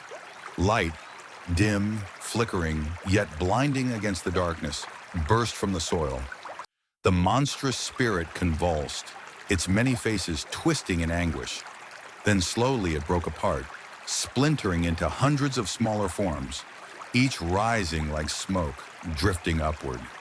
The screams turned to whispers, then to silence. The hollow field grew still. The monk collapsed unconscious. The villagers rushed to him, weeping, thanking him. But when they tried to rouse him, he did not stir. His chest rose shallowly, each breath a battle. The night ended, but its scars remained. Half the village lay in ruins. Several families were gone, swallowed by the spirits, never to return. The survivors knew what they must do. The very next day, with trembling hands, they began building the shrine. Not out of convenience, not out of fear, but out of a desperate need to remember. The hollow field was no longer just soil. It was a graveyard. It was memory, and memory finally had been spoken aloud. Yet even as the shrine's first stones were laid, whispers lingered. Some claimed they still saw faces in the smoke rising from the incense. Others swore the soil still shifted at night, breathing faintly as though restless. The curse was weakened, but was it broken?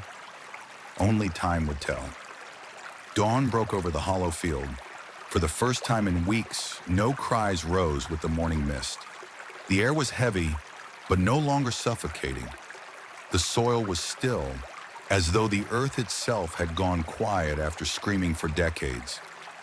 The villagers gathered in silence. Their homes lay broken, families missing, the memory of the night's terror carved into their bones. Yet in that silence, there was also relief. They had survived. At the center of the field lay the monk, pale and unmoving. A young woman touched his wrist. "He still breathes," she whispered. Murmurs of gratitude rippled through the crowd. They carried him back to the village and laid him in the largest surviving house. The headman swore that until his last breath, the monk would be cared for. The shrine began that very day. No one questioned it now. Every man, woman, and child carried stones, wood, or clay.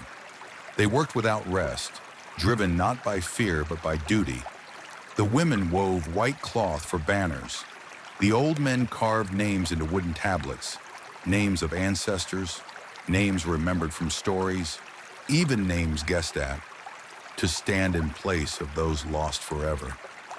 The children gathered wildflowers, laying them gently at the shrine's base. By sunset, a simple structure stood, a wooden arch over a stone mound, with incense bowls placed in front. Smoke rose into the sky, curling like the souls of the departed. For the first time in years, the hollow field looked less like a wound and more like a graveyard. That night, the villagers gathered again. The headman lit the first incense stick and bowed deeply. His voice broke as he spoke. "To those who were taken, to those whose names we do not know, forgive us. For too long we forgot, but now we remember. May this flame light your path." One by one, the villagers followed. Each bowed, each whispered words of remembrance. Some cried openly, others stood in silence, but all paid their respects. And though the air grew cold, no screams rose from the soil. The monk awoke 3 days later. His voice was weak, but his eyes shone with relief when they told him of the shrine. "You have done what I could not," he said. "I only lent you my strength, but you gave them what they longed for, acknowledgement." The villagers asked him if the spirits were gone. The monk shook his head. "Gone? No. The dead do not vanish so easily, but they are quieter now. They watch, they wait. If you honor them, they will rest. If you forget, they will return." His words chilled them, but they understood. The curse had not been broken. It had been appeased. Years passed. The hollow field became a sacred place. No one dared to farm it again. Every year on the anniversary of the massacre, the villagers gathered, lighting hundreds of lanterns that floated down the river, carrying prayers into the night. Travelers who came to the village often paused at the shrine. Some swore they felt eyes on them, unseen yet gentle. Others claimed they heard faint weeping carried by the wind. But the village endured. Crops grew strong in the fields beyond. Children laughed again. The sickness lifted. The shrine stood as both warning and reminder. Memory was the only barrier between peace and horror. The monk never left the village. His body grew frail, but his spirit remained sharp. He became part of their story, as much a guardian as the shrine itself. When he finally passed many years later, they buried him at the edge of the hollow field, so that he too might stand watch. Yet not all was forgotten. Even now, when the wind howls across the valley, some swear they hear the faint echo of drums, so distant it might be imagination. And when children stray too close to the hollow field at night, their parents pull them back sharply, whispering, "Do not disturb the earth there. The dead are listening." Because though the shrine glows with incense, and though the field lies quiet, everyone in the village knows one truth. The curse was not destroyed. It was only sleeping. The story of the hollow field lingers long after its telling. Even now, if you close your eyes, you may still hear the whispers of the nameless dead, carried on the night wind. Their silence was bought with prayers, but silence does not always mean peace. It means waiting. And so, when we leave behind the haunted soil of that village, we carry with us a question that gnaws quietly in the dark. How many other places hold secrets just as restless? War did not wound only one field, only one village. Its scars spread like veins across the land, forests where battles once thundered, rivers that ran red, and mountains that swallowed the cries of the fallen. Among these scars, there is one place that the old soldiers still speak of in hushed voices, a forest where no bird sings after nightfall, a place where, if you walk too deep, you will hear the sound of drums, steady, thunderous, the heartbeat of a battle long ended. The living say it is only the wind, but those who march through that forest, who once fought and bled there, know better. They know the sound of war never truly fades. And so our next story takes us into the shadows of those trees, where echoes of a forgotten battle still march through the darkness.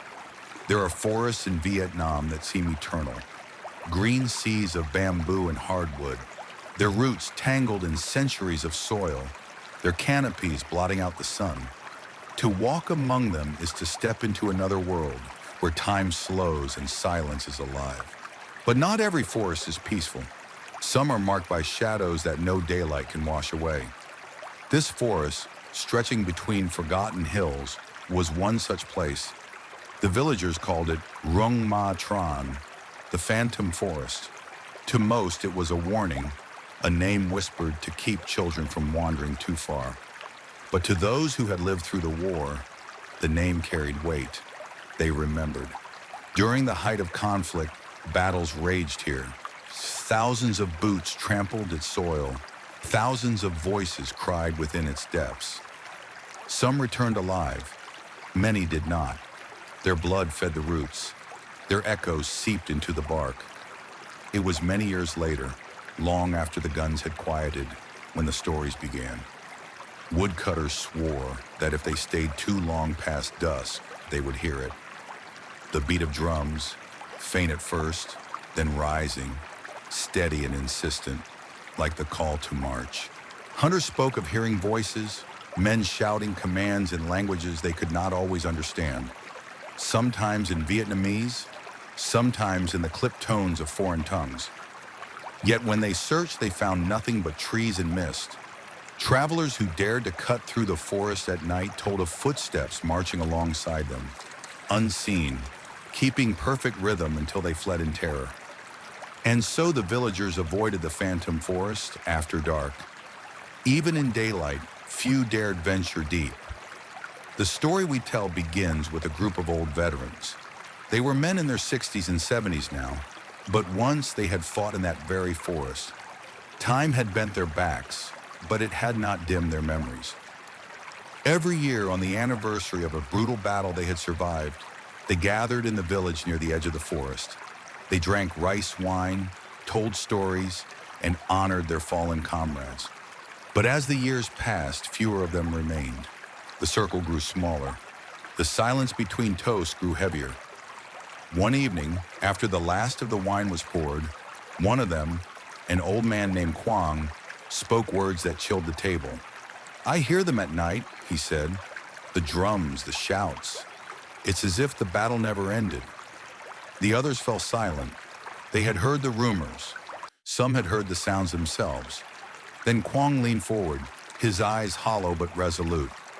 "I think they're calling us back." His words might have been dismissed as drink-fueled rambling, but Quang was not alone.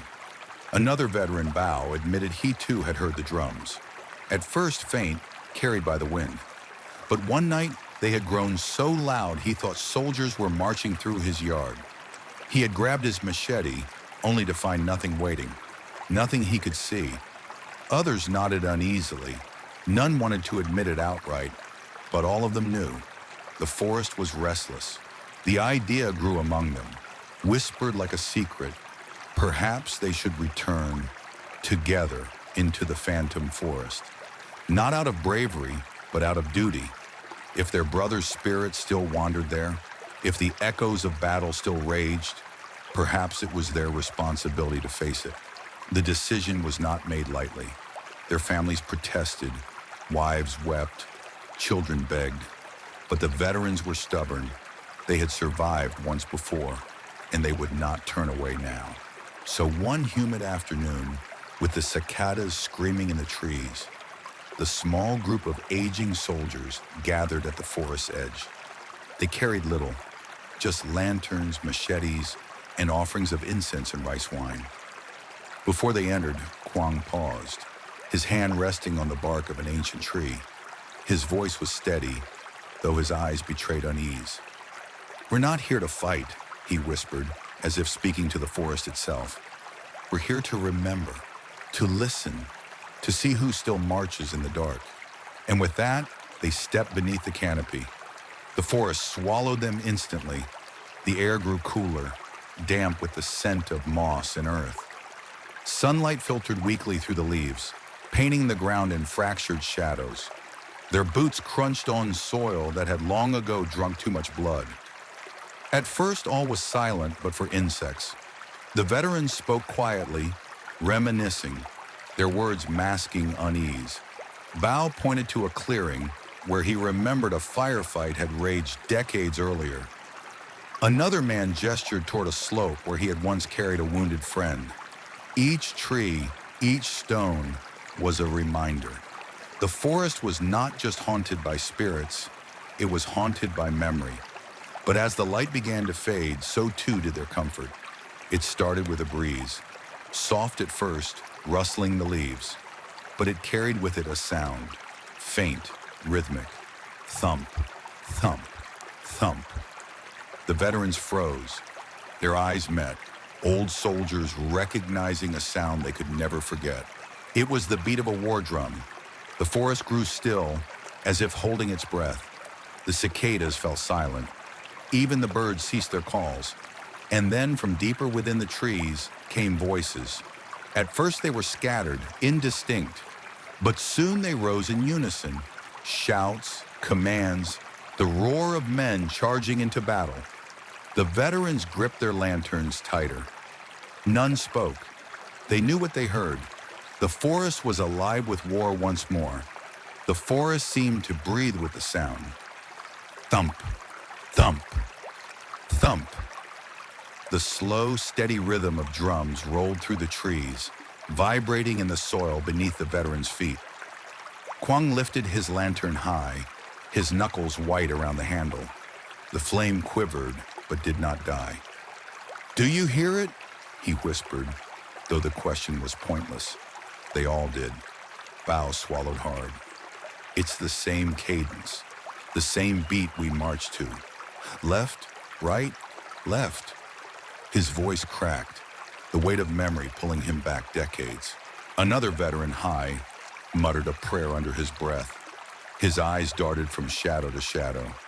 "It can't be real. It can't." But the tremor in his voice betrayed disbelief. The sound grew louder, as if the unseen drummers were drawing nearer. The veterans formed a circle, backs together, lanterns raised. Their old instincts returned. the way they had once stood shoulder to shoulder, covering each other. Then the forest answered. A shout rang out, sharp and guttural, echoing between the trunks. It was not in Vietnamese, but none of them mistook it. It was a command. An order barked on the battlefield. The undergrowth rustled. Footsteps thundered. Dozens, maybe hundreds, though the veterans saw only trees. Quang forced his voice steady. "Hold your ground." But even as he spoke, he knew they were no longer in control. The forest belonged to the dead now. The air thickened with the smell of gunpowder. It burned their nostrils, though no shots had been fired for decades. One of the men, Fuck, gasped suddenly. "Blood," he whispered, lifting his hand. His palm was slick, wet. The others peered closer. In the lantern light, his skin gleamed crimson. But when Bao reached to touch it, his hand came away dry. Fuck stared at his hand in horror. "I can feel it," he stammered. "It's real. It's warm." Before anyone could answer, the drums quickened. Thump, thump, thump, thump. The ground itself seemed to shake. From the darkness came the unmistakable cry of men charging. And then they saw them. Figures emerged between the trees. At first shadows, indistinct, but then faces, uniforms, helmets, soldiers. Their eyes were hollow, their bodies torn, as though stitched together from memory and death. Some carried rifles that glowed faintly. Others held bayonets slick with phantom blood. They did not walk. They marched. The veterans staggered back. The sight was unbearable. These were enemies and comrades alike, men from both sides of the war. Their faces were familiar, yet warped, as though pulled from the edge of nightmare. Quang felt his knees weaken. He recognized one, a young man with a bullet hole through his chest, a comrade who had died in his arms half a century ago. "Than," Quang whispered, his voice breaking. The ghost's mouth opened. No sound came out, only a black, endless scream. The veterans did what instinct demanded. They ran. Lanterns swung wildly as they crashed through underbrush. Branches tore at their clothes. Roots clutched at their boots. The drums followed, relentless. The shouts grew louder, but no matter how far they fled, the sound was always just behind them. Hai stumbled and fell. Bao hauled him up, but in that moment, a phantom soldier lunged from the shadows. Its bayonet passed through Bao's shoulder, not piercing flesh, but leaving a burning cold that made him cry out in agony. "They can touch us," he screamed. "They can kill us!" Quang forced the group forward. "Don't stop! Don't look back!" Yet as he said it, he risked one glance over his shoulder. The forest glowed faintly now, not with lantern light, but with fire. Ghostly flames spread between the trees, flickering in the shapes of explosions. He saw silhouettes of men charging, falling, rising again only to be cut down. The battle was alive, repeating itself endlessly, and they were trapped inside it. The veterans finally stumbled into a clearing. Gasping for breath, they huddled together. The drums had slowed again, though still present, pulsing like a heartbeat. Fuck's face was ashen. "We shouldn't have come. This place, it remembers. It doesn't want us here." Quang, though shaken, clenched his jaw. "No, it's not the forest that remembers. It's them. They're still here. Our brothers, our enemies. All of them."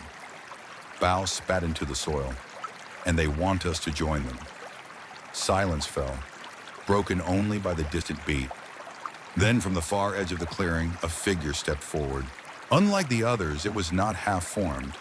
It was clear, sharp, as real as any man. He wore a uniform stained with mud and blood, his helmet cracked, his face pale. His eyes glowed faintly in the lantern light. The veterans froze. They knew that face. It was their old captain. Decades ago, he had led them into this very forest. He had fallen in the heat of battle, struck down before their eyes. His loss had haunted them for years. Now he stood before them again, The captain's lips parted. His voice was a rasp, but it carried authority. "You left us," he said. The words struck like a bullet. Kwang fell to his knees, tears spilling down his wrinkled cheeks. "We didn't want to. We tried. We carried who we could. We—" The captain's eyes narrowed. "And yet you lived. While we—" He gestured to the forest around him, where ghostly soldiers stood in silent ranks. "We stayed." The drums resumed, low and steady. Bao lifted his machete, though his hands shook. "What do you want from us?" he demanded. The captain's gaze fixed on him, and for a heartbeat, the old soldier felt the weight of every death he had witnessed pressing down upon him. "What we want," the captain said, his voice now a whisper, "is for the war to end." The veterans exchanged bewildered looks. "The war did end," Kwang said, his voice trembling. "It ended long ago." The captain shook his head slowly. "Not here, not in this place, not for us." The drums thundered again, louder now, shaking the ground beneath them. The soldiers in the trees raised their rifles. Their bayonets glinted in the lantern light. And the veterans realized the truth. The battle was not finished. It was waiting. And they had just stepped back onto the field. The veterans stood frozen in the clearing, their lanterns trembling in their hands. Around them, the forest had transformed into a theater of war. Shadows of men shouting, rifles raised, bayonets gleaming. The steady rhythm of the drums seemed to dictate every movement, every breath. The captain's ghost fixed his glowing eyes on Kwang, who still knelt in the dirt. "You think you escaped," the apparition said. "You think time freed you, but time does not pass here. This battlefield breathes, it remembers, it calls us back." Kwang's lips trembled. "We buried you, Captain. We prayed for your soul. We never forgot." The ghost's face twisted, torn between fury and grief. "Prayers cannot silence drums. You carry guilt, regret, fear. That is why you hear us. That is why you came." The other veterans exchanged desperate glances. Bao whispered, "He's right. I never stopped hearing it. Even in my dreams, the marching never left." Hai lowered his lantern.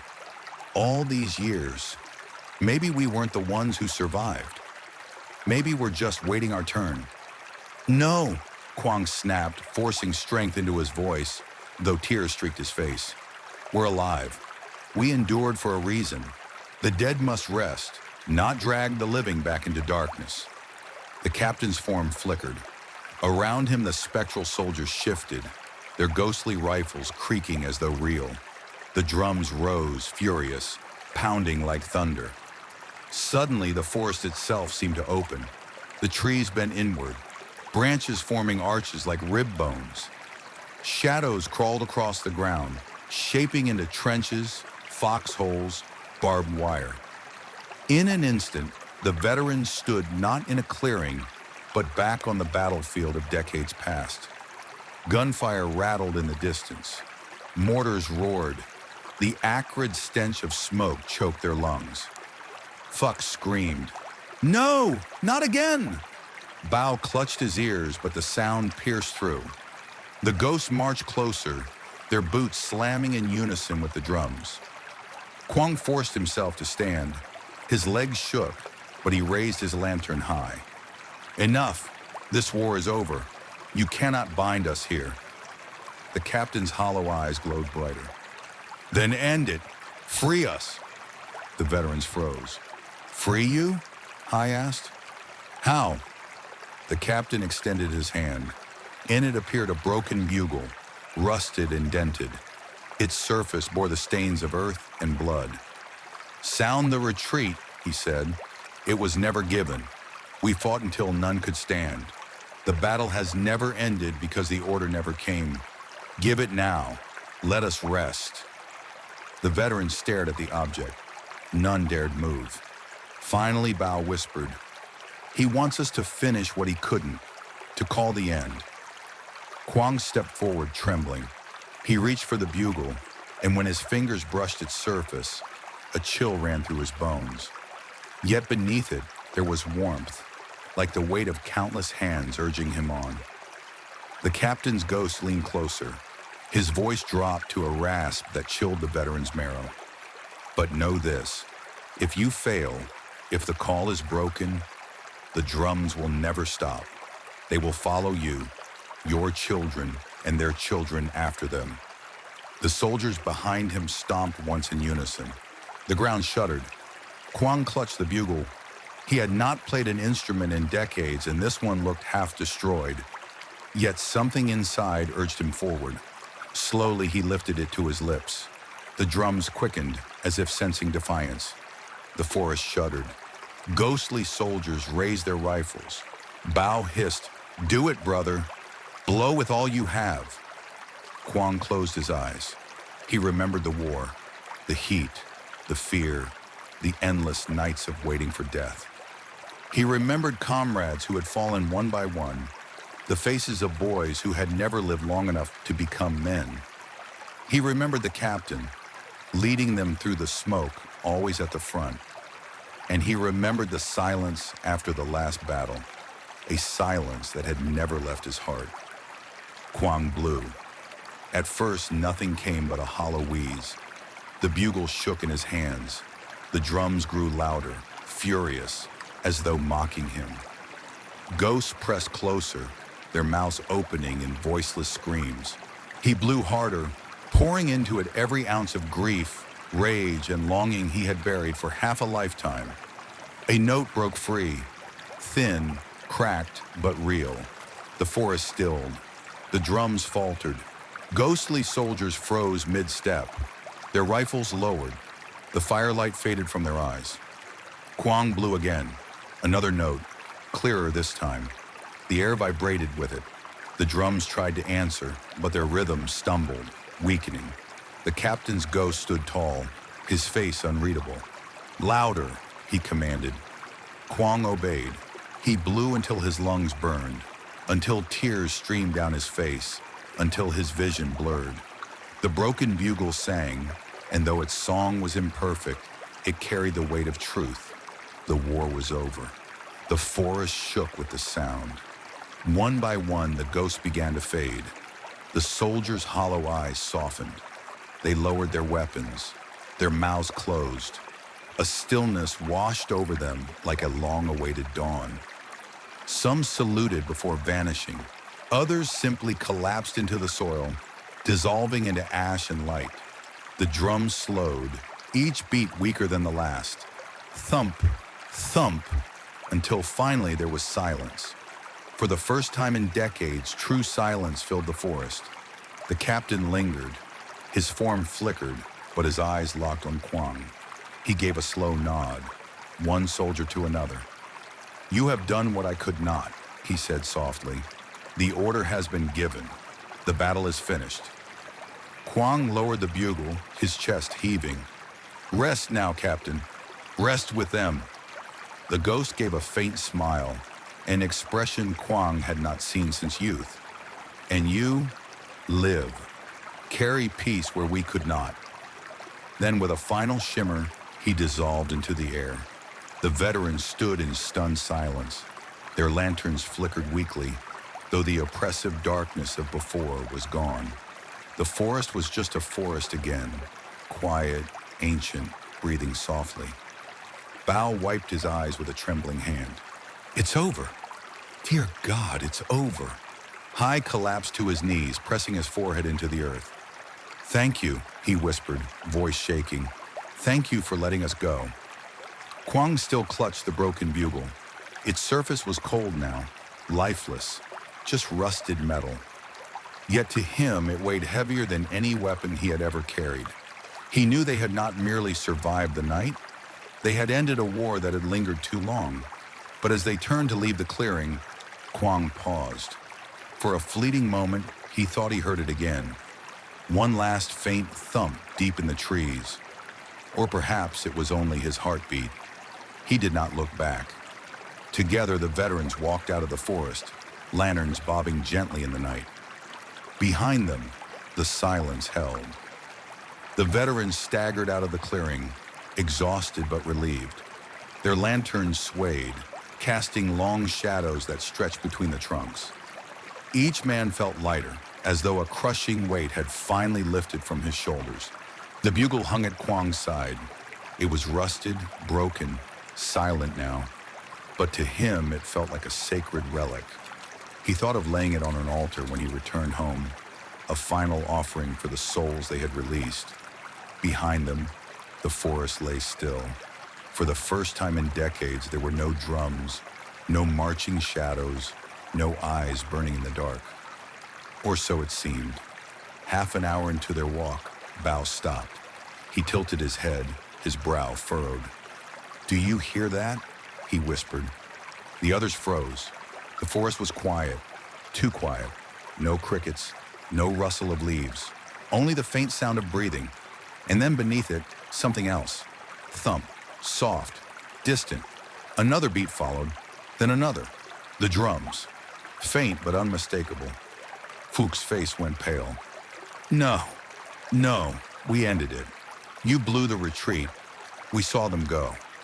The sound grew louder, not the chaotic thunder of before, but a measured pulse, steady and deliberate. Hai clutched his lantern tightly. "It's not the whole army this time. It's something else." Kwang lifted the bugle. His hands trembled. Maybe we didn't finish it. Maybe there's one who refused to leave." The drums answered, sharper now, echoing through the trees like a heartbeat that belonged to something alive. Suddenly, a tree cracked in the darkness. Another. Branches swayed, though there was no wind. And then it stepped into view. Not an army, not the captain, but a single figure. Its body was massive, towering, stitched together from dozens of forms. Torsos melded with arms, faces protruding grotesquely from its chest, ribs jutting like armor. Where its heart should have been, a war drum pulsed, each beat sending tremors through the earth. The veterans recoiled in horror. Fuck screamed, "What the hell is that?" Kwang's voice broke. "The battlefield itself. It has taken form." The creature lurched forward, each step like the fall of a cannon. Its many mouths opened in a chorus of cries. Men screaming, children wailing, mothers calling names that were never answered. The veterans stumbled back. Their lanterns flickered wildly, shadows stretching across the trees. Bao shouted, "Run!" They bolted through the underbrush, branches whipping their faces. But the creature pursued, its drum heart pounding faster, shaking loose leaves and sending birds shrieking into the sky. The forest twisted around them, paths looping back on themselves. Wherever they turned, the creature followed. Kwang gasped for breath, clutching the bugle to his chest. "It won't let us leave. It's not just ghosts, it's the war itself. It feeds on what remains." Hai stumbled. Bao pulled him up, cursing. "We're too old for this, Kwang. We can't outrun it." The drum thundered closer, shaking the ground beneath their feet. Kwang skidded to a stop, turning to face the nightmare. His comrades nearly crashed into him. "What are you doing?" Bao shouted. Kwang's eyes blazed. "If this thing is the war, then it wants acknowledgement. It wants an ending.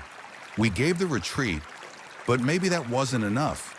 Maybe we need to bury it once and for all." He lifted the bugle. The others stared at him in horror. "It's broken," Fuck cried. "You'll kill yourself trying again." Kwang shook his head. "Then let it take what's left of me. But this must end tonight." The creature stepped into the clearing, towering above them. Its drum heart pounded like thunder, shaking the very marrow of their bones. Faces in its body wept and screamed, stretching toward the veterans with desperate hands. Kwang raised the bugle to his lips. The monster roared, a chorus of agony. Its drum boomed faster, as if to drown him out. He blew. The sound was raw, jagged, but it cut through the forest like lightning. The creature staggered. Its many mouths shrieked, some in fury, others in release. Kwang blew again, pouring every memory of the war into the notes. The friends lost, the wounds endured, the endless years of silence after. The bugle cracked in his grip. Blood trickled from his lips, but the sound grew stronger. The others rallied. Bao grabbed a fallen branch, set it alight with his lantern, and waved it at the creature. "Over here, bastard!" Hai joined him, throwing rocks, screaming curses, drawing its attention away from Kwang. Phuc, trembling but resolute, began to chant prayers his grandmother had once taught him, words to guide spirits home. His voice wavered, but the air seemed to respond, the shadows bending away from him. Together they created space, and Kwang filled it with the bugle's call. The drum heart faltered, its rhythm stumbled. The faces in its body began to fade, one by one, dissolving into smoke. Hands withdrew, mouths closed. The creature roared again, but this time the sound carried not rage, but sorrow. It took one final staggering step toward the veterans, raising its colossal arms. Kwang summoned his last breath and blew the strongest note yet, pure, piercing, final. The creature froze. The drum shattered. The sound reverberated through the forest, shaking the trees, cracking the earth. And then, silence. The monster collapsed into ash and bone. The ground swallowed it whole, leaving nothing but a scar of blackened soil. Kwang fell to his knees, the bugle crumbling in his hands. The others rushed to him, catching his shoulders. Bao's voice broke. "Kwang, you did it!" Kwang smiled faintly, blood staining his teeth. "No, we did it. Together. The war is over." And with that, the last fragment of the bugle dissolved into dust, carried away by the wind. The veterans stood in the clearing, trembling, exhausted but alive. Above them, the forest was quiet once more. No drums, no cries, only the sound of the night wind rustling through the leaves. For the first time, they believed it was truly over. The veterans stood together in silence, lanterns flickering in the aftermath. The forest, once alive with the thunder of drums, now felt empty, yet not hostile, not heavy, just quiet. For the first time in decades, the quiet was real. Bao sank to the ground, wiping sweat from his brow. "I thought we'd die here tonight," he muttered, voice raw. Hai managed a shaky laugh, though his eyes were wet. "We almost did, but maybe that would have been easier." Phuc still knelt, murmuring prayers. Each word felt steadier now, less desperate. "They're gone," he said softly. "They're truly gone. We send them home." Kwang, leaning on a tree, gazed at his empty hands. The bugle was gone, reduced to nothing but dust. Yet he felt its weight still, an invisible bond tying him to the countless souls who had marched into the night and never returned. Slowly they made their way out of the forest. The path seemed different now, less twisted, less endless. The air grew fresher as they walked, and for the first time since entering, the sound of crickets returned. A bird sang somewhere in the distance. It was as though the land itself had exhaled. When they reached the edge of the trees, dawn was breaking. The sky glowed pale gold, and mist curled over the rice fields beyond. Villagers were beginning to stir, unaware of what had taken place in the depths of the forest while they slept. The four veterans paused, looking back one last time. The forest stood still, its shadows no longer menacing, but calm, ancient, enduring. "Do you think it's truly over?" Bao asked quietly. Kwang nodded. His face was lined with exhaustion, but his voice was steady. "The drums are silent. That's enough." They returned to the village together. At the communal house, the elders gathered to hear their tale. Some gasped in disbelief. Others bowed their heads in silence. No one dared question what they had seen in the veterans' eyes. Hollow, weary, yet burning with something fierce. The villagers built a small shrine at the forest's edge, a place for offerings and incense. not for worship, but for memory. The shrine bore no names, only a carved inscription. For those who marched and never returned, may the drums of war never sound again. From then on, no villager feared the forest. They entered freely to gather wood or hunt, and never again did they hear the echo of drums. But sometimes when the veterans passed by the shrine, they would stop and listen, and in the hush of the trees, they swore they could still feel it. Not the pounding of war, but the faint echo of a farewell march, fading gently into peace. Years later, when the veterans themselves grew frail and their time drew near, people said they were not afraid, for they knew that when their last breath came, it would not be drums that greeted them. It would be silence. And in that silence, the promise of rest at last. Night has passed, and with it the 4 stories of haunted battlefields, cursed soil, and restless souls. Each tale was a fragment of memory pulled from the deep scars left behind by war. The abandoned camp, where phantom soldiers still marched in endless drills. The blood-stained bridge, where cries of the innocent echoed through the mist. The mass grave, where the earth itself rose against the living until its dead were remembered. And the forest, where the drums of war thundered long after the last bullet had fallen. 4 places, 4 wounds. Yet they are not isolated. Together they form a map of shadows, reminders that even when wars end on paper, they linger in the land, in memory, and in the silence between heartbeats. The question that remains is unsettling. If these stories survive, whispered in villages and told by trembling voices, how many more lie hidden, waiting to be unearthed? How many fields still hold bones beneath their soil? How many rivers still carry echoes of screams in their currents? How many forests still bear the rhythm of battles long forgotten? War does not end neatly. It stains, it clings, and sometimes it refuses to let go. Yet there is also something else beneath these tales. Not only horror, not only despair, there is memory. And memory, painful as it is, ensures the dead are not lost to silence. Each offering of incense, each whispered prayer, each retold story becomes a bridge between the living and the departed, between past and present. In remembering, perhaps, there is a measure of peace. And so, as we close this first collection of haunted stories, let us not turn away too quickly. The ghosts of battlefields do not vanish when the telling ends. They remain just beyond the edge of light, watching, waiting. For those willing to listen, they have more to say. The war carved wounds across an entire nation. We have only traced the first of them tonight. Beyond the abandoned camps and haunted forests lie other places. Villages where curses still linger. Mountains where lost regiments wander in endless fog.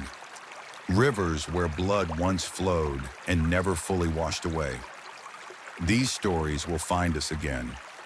In the next chapter, we will travel deeper, following new voices, new echoes, tales that still tremble in the dark, where history and horror entwine. Until then, remember, silence is not always peace. Sometimes silence is only the pause before the drums begin again.